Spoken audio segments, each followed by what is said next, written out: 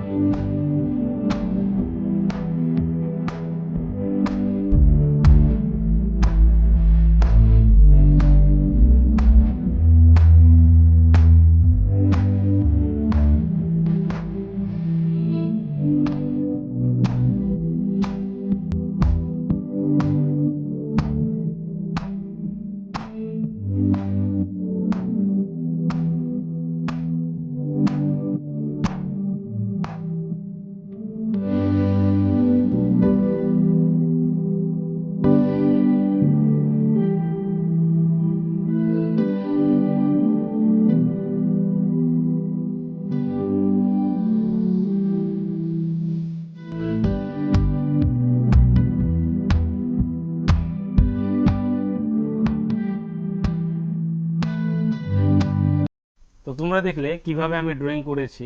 ধীরে ধীরে ধীরে ইঙ্কে চুবিয়ে চুবিয়ে সেই ড্রয়িংগুলো করেছি। এবং ড্রয়িং করার সময় তোমরা একটা অসুবিধায় পড়বে যে মাঝে মাঝে দেখবে কালিগুলো বেশি পড়ে যাচ্ছে।